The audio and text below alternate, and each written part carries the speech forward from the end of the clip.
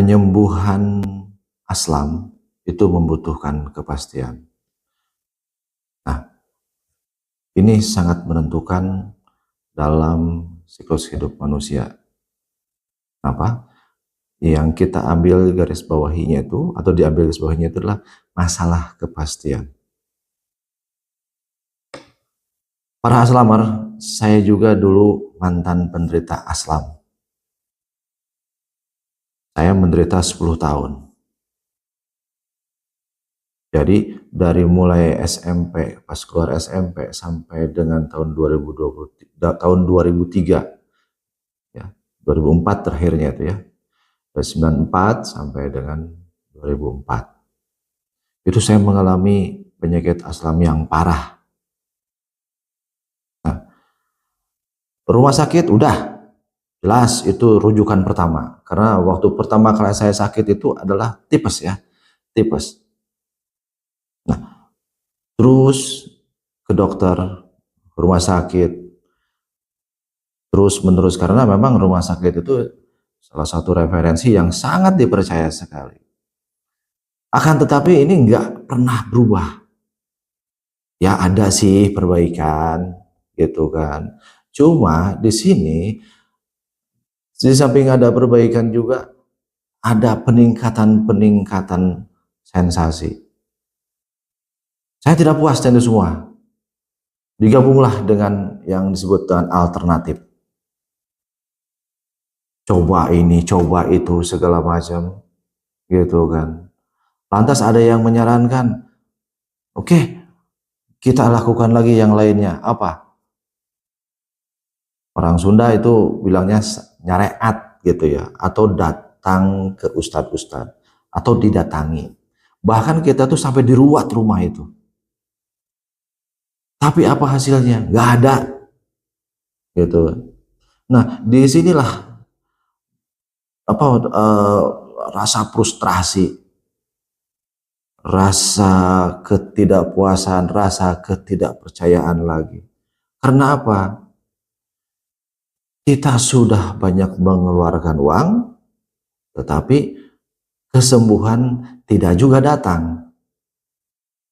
Nah, lantas saya bertanya, selama saya sakit itu, apakah ini benar teguran dari Tuhan, dari Allah? Apakah benar kesembuhan itu diberikan langsung oleh Allah?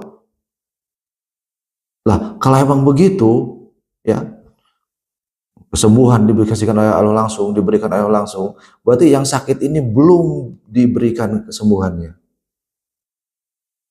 Lantas saya mengubah cara berpikir saya dengan mempertanyakan, penyakit ini sebetulnya yang menjadi penyebab utamanya apa sih, gitu kan? Karena kebetulan saya juga kuliah, di situ kan ada metode ilmiah. Jadi saya belajar lagi mengenai masalah metode ilmiah. Sebetulnya metode ilmiah itu untuk apa sih? Metode ilmiah itu adalah, kalau menurut saya gitu ya, metode ilmiah itu adalah untuk mengukur kejelasan dan mengukur tingkat kepastian. Tetapi apa yang terjadi semuanya itu? Ketika pihak medis gagal, ketika alternatif gagal, ketika para ustadz gagal, yang nyariat gagal menyembuhkan penyakit saya, yaitu katanya apa? Allah belum memberikan kesembuhan. Tetapi ketika saya tanya, ini pasti enggak, mereka tidak pernah mau menjawab. Ini saya kenapa ngomong begini? Ya, jujur aja, saya dulu merasa jadi korban, merasa benar-benar jadi korban, gitu kan? Karena dengan alasan-alasan demikian, gitu, ini tidak pernah memberikan kepastian. Nah, untuk itulah, gitu kan, saya sarankan kepada para aslamar, kepada para penderita aslam, yang pertama sekali ketika kita bertemu dengan para pengobat-pengobat tersebut, tanyakan apa penyebab utamanya penyakit aslam itu. Tanyakan lagi prosesnya, proses terjadinya seperti apa. Dan yang terakhir, tanyakan kepastiannya. Bukan minta jaminan ya, bukan ya. Tanyakan, minta kepastiannya. Pasti sembuh apa enggak? Kalau memang enggak punya kepastian, ngapain gitu ya? Ngapain kita berobat? Ngapain kita datang ke pengobatan tersebut? Gitu kan? Kalau emang enggak punya kepastian. Oh iya, ada katanya yang berkata begini, ikhtiar katanya. Ikhtiar itu ya, kalau secara bahasa gitu ya, itu tetap sinonim dengan metodologi. Artinya apa? Ada yang disebut dengan tingkat kejelasan dan tingkat kepastian dalam penyembuhannya. Jadi kalau sekarang kita nyoba ke sini, nyoba ke situ, itu namanya ikhtiar. Itu lebih tepat namanya coba-coba saja. Karena tidak ada kepastian. Gitu.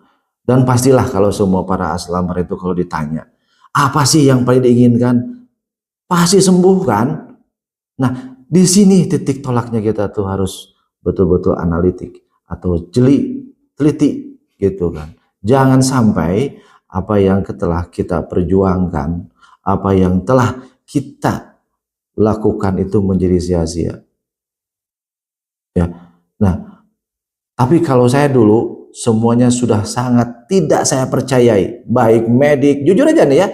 Ya, saya tidak percaya lagi masalah medis. Gitu, untuk masalah penanganan saya sendiri. Tidak lagi percaya dengan alternatif.